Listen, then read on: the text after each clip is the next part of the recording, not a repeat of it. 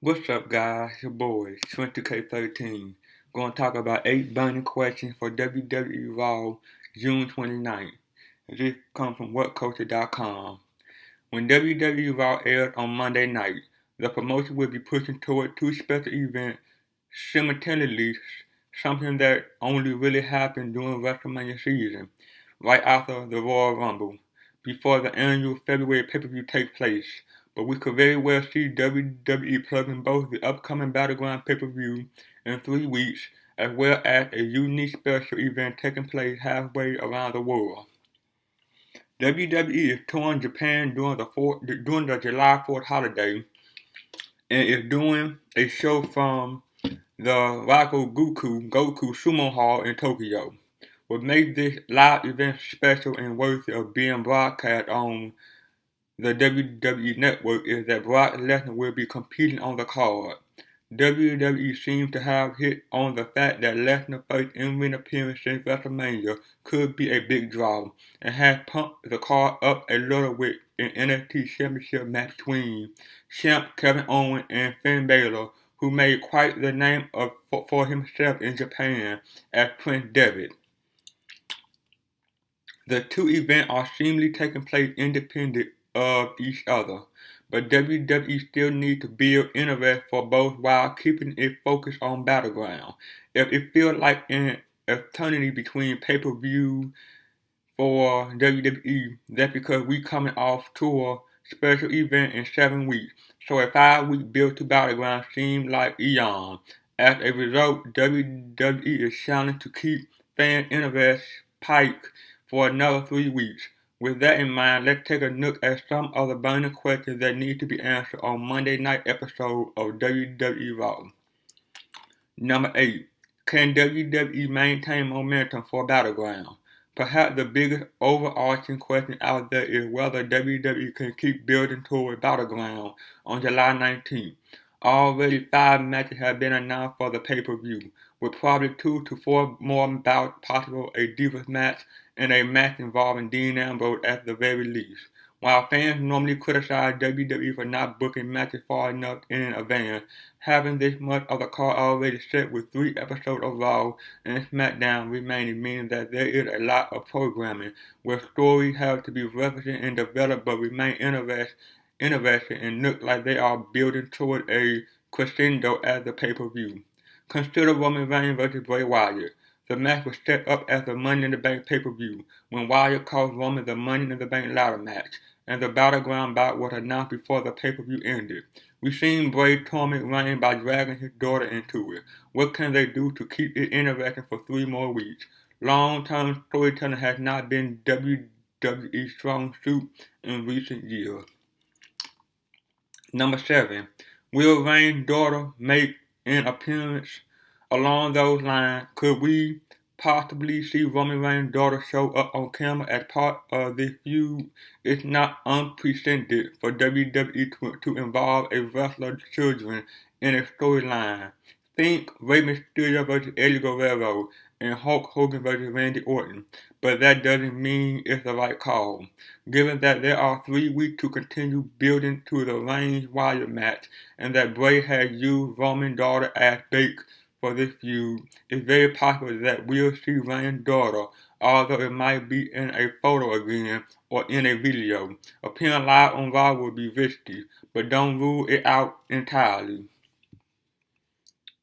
Number 6. Will Brock really face Kofi in Japan? Right now, plans call for Brock Lesnar to wrestle Kofi Kingston on the July 4th card in Tokyo. Not to take anything away from Kofi, but he's nowhere in Lesnar's league. Even with his storyline injured knee, Brock should obliterate Kingston in a matter of minutes. The only way this could be remote competitive is if it's a no DQ match and the New Day interfere liberally. This bears the question of whether WWE will subject the card to a change, while Kofi will bump well and make Brock look like $1,000,000. There are other superstars who could more believably hang with Lesnar in the ring. And when you consider that the event will air in the U.S. on the East Coast at 5:30 a.m., 10:30 a.m., you got to believe WWE wants to give fans a reason to tune in. The announcer constantly raved about Cesaro's freakish strength. For example, he could obviously ultimately lose, but the Swiss Superman could conceivably throw Lesnar around a little and present a real challenge to overcome, and still bump like a madman. If WWE wanted a marquee matchup, it could insert Chris Jericho. This is more unlikely because Jericho would have to lose, and it wouldn't do him any favor to get manhandled like that. Still, there are other options on the table if WWE so chooses. Number 5. Will Japan event get set up on Raw? WWE has announced the Japan show and plug it airing on the network via a video that has shown up as a bumper on Raw, but it hasn't really gotten the hard sales from the announcers and others. Looking at the current card, it doesn't look like there are a lot of current feuds save for the two title matches, and that will be contested. So that begs the question, will WWE use Raw to set some of these matches up, or will the event just take place on the network and fans will have to just accept Dolph Ziggler and John Cena teaming up to battle Kane and Kingsbury with no setup? Right now, all the hype seems to be coming from NXT and the title matches between champ Kevin Owens and Finn Balor. Considering that Brock Lesnar and Chris Jericho will be showing up on the card, it would be adventurous to explain their presence, along with a strange matchup. It wouldn't take much, but if this live event is being aired on the network, it automatically becomes part of WWE canon, and this should be set up a little. Number 4. Could more matches get added to Japan card? Currently, WWE has 7 matches booked for the July 4th Tokyo show, which is a pretty decent card. However, now that WWE has turned this into a broadcast event and is hyping it, could the card get shuffled or expanded? Obviously, the big two draws are Brock Lesnar wrestling in the NXT Championship match between Kevin Owens and Finn Balor. One of the issues facing WWE with this card is that a good portion of the roster will be in Manitoba that same day for a house show. Roman Reigns, Dean Ambrose, Bray Wyatt, and Ryback are all scheduled to appear there, making them unavailable for the Tokyo show. The split show means that WWE can stack a supercard for the network, although having Lesnar and Chris Jericho on the card certainly ups the star power. Still, if WWE chooses to acknowledge the show during the regular programming of Raw, it could be possible that a late edition is announced to draw more attention to the Saturday show. Number 3. Will the Bellas turn again? It almost seems comical to ask this question, but the Bella twins have turned heel to face to heel so many times during the past few months that it has become both confusing and laughable. After an inexplicable face turn after WrestleMania, the Bellas started acting heelish again, only to play faces in last week's tag team match. The constant back and forth leaves fans without any idea whether they should cheer or boo the sisters, leaving just the die-hard Bella fans to cheer and the rest to sit on their hands. This also puts the rest of the Diva division at a disadvantage because you don't know if someone like Paige really is racing against the Bella machine or just a spoiled brat whining about the hell and getting their way. Place your bet on whether Nikki or Embry do something sort of villain like Monday. This leaving fans even more confused. Number 2. Can the Authority be more consistent? The meandering, never-ending saga involving the Authority is almost topsy-turvy as the Bella Twins.